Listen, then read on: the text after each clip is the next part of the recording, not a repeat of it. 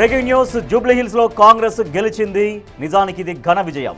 తెలంగాణ ఏర్పడినప్పటి నుంచి Jubilee hills నియోజకవర్గం ఓ అందని ద్రాక్షగా మారింది కాంగ్రెస్ కు. కానీ ఈ బైపోల్లో మాత్రం సీన్ రివర్స్ అయింది. కాంగ్రెస్ అభ్యర్థి నవీన్ యాదవ్ భారీ మెజారిటీతో బంపర్ విక్టరీ సాధించారు.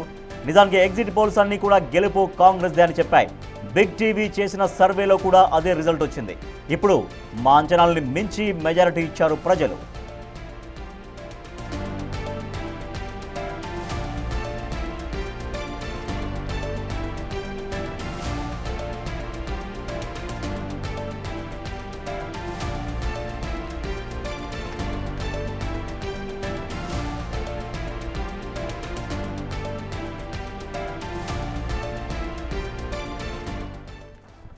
జూబ్లీ హిల్స్లో ఘన విజయం సాధించారు కాంగ్రెస్ పార్టీ అభ్యర్థి నవీన్ యాదవ్.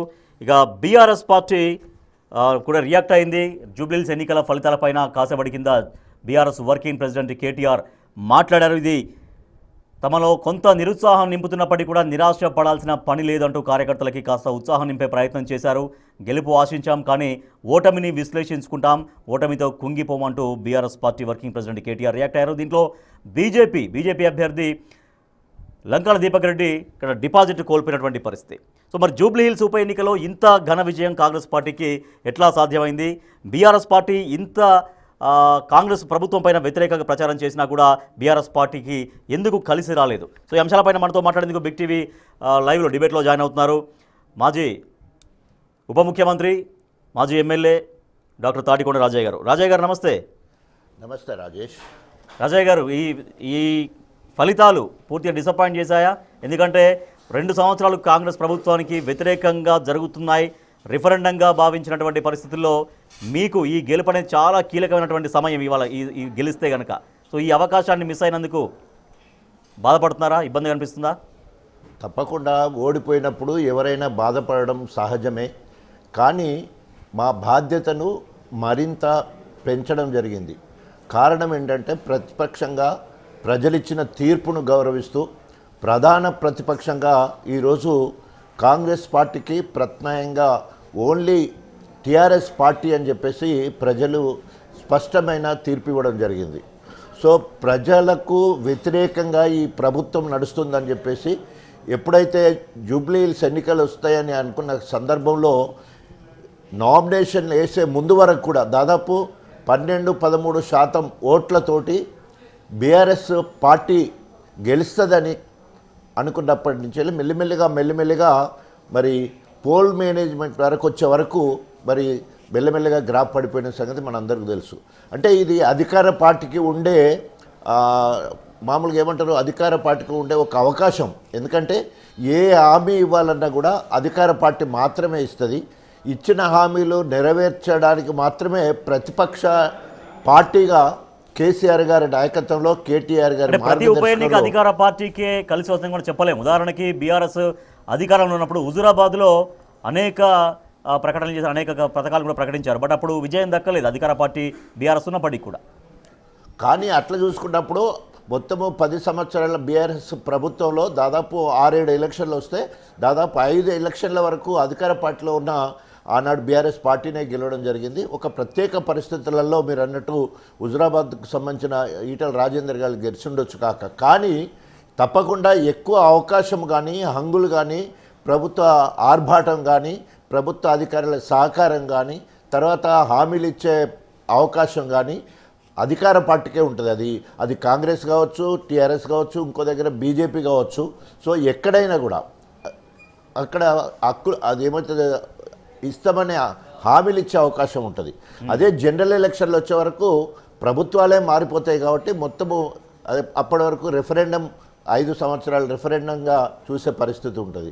సో ఏదేమైనా కూడా తప్పకుండా ఈ అపజయానికి గల కారణాలు తప్పకుండా విశ్లేషించుకోవాల్సిన అవసరం ఉంది. అయితే దీంట్లో మేము గెలిస్తే అధికారంలోకి వచ్చేది లేదు, లేదా కాంగ్రెస్ ఓడిపోతే అధికారం కోల్పోయేది కూడా లేదు. కానీ మేము ఎంత సమర్థవంతంగా ప్రజా వ్యతిరేక విధానం అవలంబిస్తున్నా, ఇచ్చిన హామీలు నెరవేర్చకుండా బ్లాక్మెయిల్ రాజకీయాలు చేసి ఇదో మీకు సన్నబియ్యం బంద్ చేస్తాం, లేదా 200 యూనిట్ల కరెంటు బంద్ చేస్తాం, ఫ్రీ బస్సు బంద్ చేస్తాం అని చెప్పేసి మాట్లాడిన మాటలు ఏవైతే ఉందో అది మరి ప్రజా వ్యతిరేకమది. అట్లాంటి భాష మాట్లాడడం భయభ్రాంతులకు గురి చేసి బుల్డోజర్ తీసుకుపోయి ఇండ్ల ముందు పెట్టేసి మీ ఇల్లు కానీ బుల్డోజర్ హైడ్రా బుల్డోజర్ ని బూచిగా చూపించారు.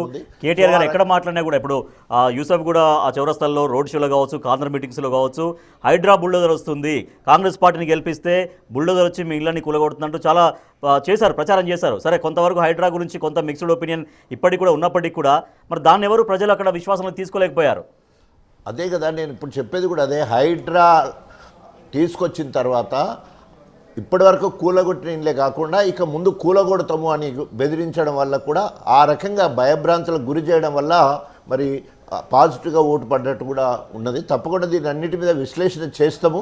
ఎక్కడెక్కడైతే హైడ్రాకు సంబంధించిన ఇండ్ల విషయంలో అక్కడ ఎవరికి అనుకూలంగా ఆ డివిజన్లు కావచ్చు లేదా ఆ బూత్లు కావచ్చు ఎవరికి అనుకూలంగా పడ్డాయి ఇవన్నీ కూడా విశ్లేషించుకోవాల్సిన అవసరం అయితే ఉంది. కానీ ఎవరు ఏమన్నా కూడా ఒక్కసారి కూడా ఇప్పటికైనా సరే ప్రతిపక్షంగా మా బాధ్యత ప్రజా వ్యతిరేక విధానాలను ఎండగట్టడం, అది ఎండగట్టడం. ఓన్లీ ఇప్పటికైనా రేవంత్ రెడ్డి గారి ప్రభుత్వము ఇచ్చిన హామీల మీద శ్రద్ధ పెట్టవలసిన అవసరం ఉన్నది. ప్రత్యేకంగా బడుగు బలైన వర్గాలకు సంబంధించిన అంశాల విషయానికి వచ్చినప్పుడు ప్రత్యేకంగా మహిళలకు 2500 ఇస్తానన్నది, తులం బంగారం ఇస్తానన్నది, స్కూటీ ఇస్తానన్నది, తర్వాత పెన్షన్స్ పెంచుతానన్న విషయము, ఇవన్నీ తర్వాత ఒక్క ఇల్లు అంటే ఒక్క ఇల్లు కూడా జూబ్లీ హిల్స్లో కట్టలేదని కూడా మేము చెప్పినాం. ఓన్లీ కేసీఆర్ గారు ఉన్నప్పుడు డబుల్ బెడ్రూమ్ కట్టి అవి మాత్రం ఇవ్వడం జరిగింది తప్ప ఇప్పుడు ఒక్క ఇల్లు కూడా కట్టలేదు. కానీ వీటన్నిటినీ చెప్పినప్పటికీ కూడా ప్రజలు వాళ్ళకు అనుకూలంగా తీర్పిచ్చారంటే తప్పకుండా ఇస్తారు కావచ్చు. ఇప్పుడు వీళ్ళకి వ్యతిరేకంగా పోస్తే మమ్మల్ని కంట్లో పెట్టుకొని మాకేదైనా ఆపద కల్పిస్తారనే భయంతో భయభ్రాంతులకు గురి చేయడం వల్లనే ఆ రకంగా మరి ఓటేసినట్టు అనుకుంటే కనిపించింది. వాస్తవానికి చాలా జనం అశేషంగా తరలి వచ్చారు. కేటీఆర్ గారు రోడ్ షోలు కూడా చాలా సూపర్ సక్సెస్ అయ్యాయి. సో అంత జనసందోహన చూస్తుంటే సరే చాలా నెక్ టు నెక్ ఉంటుందేమో. ఎవరు గెలిచినా మహా అంటే ఒక 1000-2000 ఆ మార్జిన్తోనే అటు కాంగ్రెస్ గెలిచినా లేదంటే బీఆర్ఎస్ గెలిచినా అనుకున్నారు. కానీ ఇంత గ్యాప్ తోటి 26,000 ఓట్లు అంటే చాలా పెద్ద మెజారిటీ జూబ్లీ హిల్స్ నియోజకవర్గ చరిత్రలోనే. సో రోడ్ షోలకు అంత అశేషంగా తరలి వచ్చిన జనం కేటీఆర్ మాటలకి క్లాప్స్ కొట్టి తమ సపోర్ట్ తెలియజేసిన జనం ఎందుకు ఓట్ల రూపంలో బీఆర్ఎస్కు మారలేదనేది అంటే కాంగ్రెస్ పార్టీ ప్రభుత్వంగా ఏర్పడ్డ తర్వాత ఇచ్చిన హామీలు నెరవేర్చినందుకు ప్రజల నుండి మీరు అన్నట్టు అనూహ్య స్పందన రావడం జరిగింది. అదే ఎలక్షన్ల దగ్గరకు వచ్చిన కొద్దీ పోల్ మేనేజ్మెంట్ విషయానికి వచ్చే వరకు అధికార పార్టీకి సంబంధించిన అనేక హంగులు ఎలక్షన్లు అయిపోయి వాళ్ళు గెలిచిన తర్వాత మాట్లాడవద్దు, కానీ అనేక రకాల ప్రలోభాలకు గురి చేసి అనేక రకాల గిఫ్ట్లు ఇచ్చి అనేక రకాలుగా చేసి చీరలు కానీ ఇంకా రకరకాలుగా చేసి మరి గెలిచిన సందర్భం జరిగింది. ఏదైనా అల్టిమేట్ ప్రజాస్వామ్యంలో గెలవడం అనేది దాన్ని మాత్రమే చూస్తారు. తప్పకుండా గెలుపును మేమేమి వ్యతిరేకించట్లేదు, ప్రజలు ఇచ్చిన తీర్పును మేము గౌరవిస్తూ ఉన్నాం. తప్పకుండా మరి ఒక మహిళని చూడకుండా మొత్తం అన్ని పార్టీలు ఒకటైనాయి. కాంగ్రెస్కు ఎంఐఎం కలిసింది, తర్వాత కోదండరాం పార్టీ కలిసింది, తర్వాత సిపిఐ సిపిఎం అన్ని పార్టీలు కలిసినాయి. ఇండైరెక్ట్గా బీజేపీకి సంబంధించిన వాళ్ళు కూడా ములాఖత్ అయ్యి వాళ్ళు వీళ్ళు కలిసి చేసినట్టు మనకు బడాబాయ్ చోటాబాయ్ లెక్క వాళ్ళు కూడా కలిసి పనిచేసినట్టు కొట్టొచ్చినట్టు కనిపిస్తుంది. ఇవన్నీ ముక్కుమ్మడిగా దాడి చేసింది ఓన్లీ కేటీఆర్ గారి మీద, కేసీఆర్ గారి మీద. బీఆర్ఎస్ 2 సంవత్సరాల కింద పాలనని దృష్టిలో పెట్టుకొని ఇప్పటికీ టార్గెట్ చేసి మాట్లాడింది, అన్ని పార్టీలు కలిసి మాట్లాడింది ఓన్లీ బీఆర్ఎస్ పార్టీ మీద.